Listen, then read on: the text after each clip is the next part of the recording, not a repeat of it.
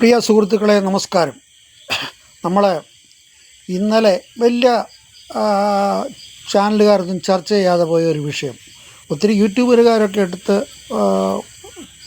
അതിൻ്റെ കാര്യങ്ങളൊക്കെ പറയുന്നുണ്ട്. പക്ഷേ ചാനലുകാരൊന്നും വലുതായിട്ടൊന്നും ചർച്ച ചെയ്തില്ല. ആ ഒരു വിഷയത്തെ പറ്റിയാണ് ഞാൻ പറയാൻ വരുന്നത്.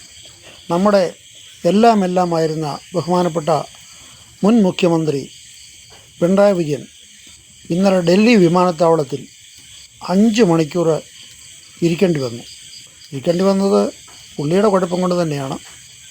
2:15 ഉള്ള ഫ്ലൈറ്റിലായിരുന്നു, അതും ഇൻഡിഗോയെ അറിയാമല്ലോ. ഇൻഡിഗോയെ വെച്ചാണ് ഈ പിണറായി വിജയനെതിരായിട്ടൊരു കറുത്ത കൊടി കാണിച്ചതിന് 2 KSU പ്രവർത്തകരെ ചിറ്റപ്പൻ ചാടി ഇടിക്കുകയൊക്കെ ചെയ്തതും തൊഴിച്ചതും കേസായതും വധശ്രമ കേസും അതൊക്കെ പോട്ടെ, നിങ്ങൾക്ക് എല്ലാവർക്കും അറിയാവുന്ന കാര്യമാണ്. ആ ഇൻഡിഗോ വിമാനത്തിലാണ് ഇപ്പോൾ ഇങ്ങോട്ട് വരാനിരുന്നത്. ഈ പുള്ളിക്കാരൻ അവിടെ എല്ലാം കഴിഞ്ഞ് ബോർഡിംഗ് പാസ് കിട്ടി വിശ്രമിക്കാൻ കയറി. വിശ്രമിച്ച് കഴിഞ്ഞിട്ട് ഇദ്ദേഹം ഫ്ലൈറ്റ് പോയി ആ സമയത്താണ് പുള്ളിയെ ആരും വിളിച്ചില്ലെന്ന് പറഞ്ഞ് പുള്ളി അവിടെ ഇരുന്ന് പോയി. ആരും വിളിക്കേണ്ട കാര്യമൊന്നുമില്ല, പോകേണ്ടവർ തന്നെ പോകണം.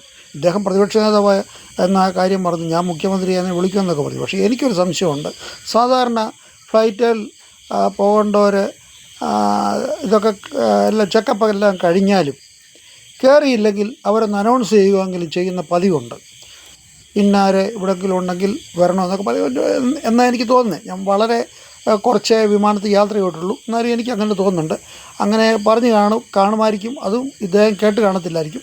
ഏതായാലും ഇദ്ദേഹം അത് കഴിഞ്ഞിട്ട് ഈ പിണറായി വിജയൻ ഇതുപോലൊരു ദുർഗതി വരുമെന്ന് നമ്മൾ പ്രതീക്ഷിച്ചു. ഇതിനു മുമ്പ് പുള്ളി കണ്ണൂർ വിമാനത്താവളത്തിൽ റെയിൽവേ സ്റ്റേഷനിൽ ആ ബെഞ്ചിലിരിക്കുന്നത് കണ്ടു.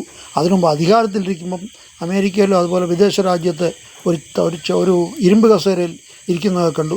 പക്ഷെങ്കിൽ ഇതുപോലെ 5 മണിക്കൂർ ഒക്കെ ഒരു മുൻ മുഖ്യമന്ത്രിയെ, അതും പോളിറ്റ് ബ്യൂറോ മെമ്പർ, ലോകത്തിലെ ഏറ്റവും കൂടുതൽ ജനസംഖ്യയുള്ള ഇന്ത്യ മഹാരാജ്യത്തെ കമ്മ്യൂണിസ്റ്റ് പ്രസ്ഥാനമാണ് മാർക്സിസ്റ്റ് പാർട്ടി, അവിടുത്തെ പോളിറ്റ് ബ്യൂറോ മെമ്പറിനെ ഒരു മുൻ മുഖ്യമന്ത്രിയൊക്കെ ഇത്ര ഇരുത്തുക എന്ന് പറഞ്ഞാൽ ഇൻഡിഗോ വളരെ മോശമായി പോയി.